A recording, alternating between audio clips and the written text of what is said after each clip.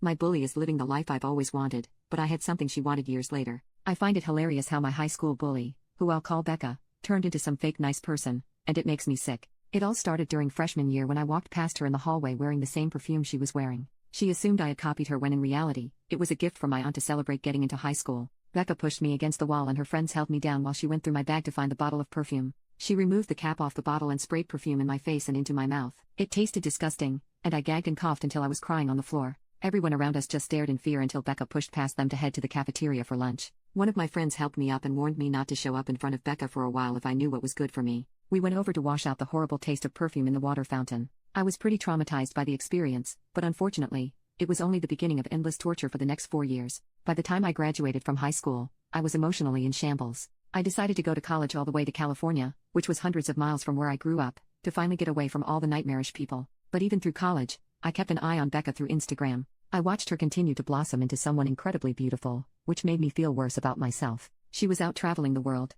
partying, fine dining, basically everything that a girl could dream about. And I was here being an absolute overthinking, nervous wreck. But, as if to balance out all the bad luck, I ended up meeting my husband at the university's library. He was the first person I let into my life intimately since high school, and spending time with him really helped me heal. I began making friends and trying out things I never thought I'd ever like. I eventually blocked Becca's Instagram and focused on my nursing career and relationship. However, after several years of peace, it came to an end when Becca moved all the way to California and started working as a nurse at my husband's workplace. She acted all nice and excited to be a part of the team, but after a week, a few of the nurses noticed a bit of drama unfolding between other fellow nurses. She was spreading rumors and dividing friendships, just as she did in high school. And eventually, she was able to establish her own group of superior friends at the hospital. Becca and her new group of mean nurses acted quite horrible to a lot of patients.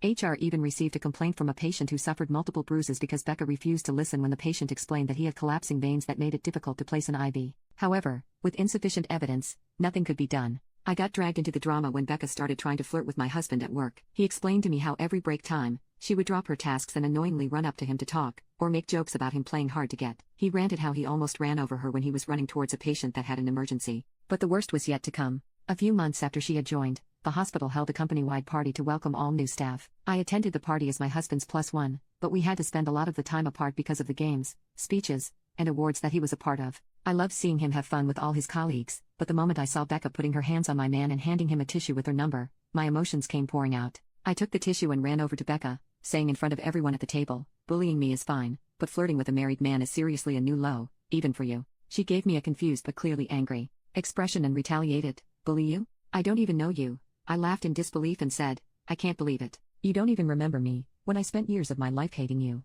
and now you're here trying to make a mess of things again. It's pathetic." Her mouth hung open, and I took the opportunity to swiftly grab a drink and splash it into her open mouth, just like she sprayed the perfume in my mouth years ago. Before we could jump at each other, my husband and the other nurses pulled us away from each other. My husband and I left the party early, and the following day, he complained to the HR department about the situation. Rather than losing my husband, who was a valuable surgeon in the hospital, they decided to transfer Becca to a sister hospital to prevent any more issues. Unable to fight the decision, she instead voiced her complaints on social media, saying ridiculous things like, "It doesn't take much to be kind to someone." Now, she continues to wreak havoc elsewhere.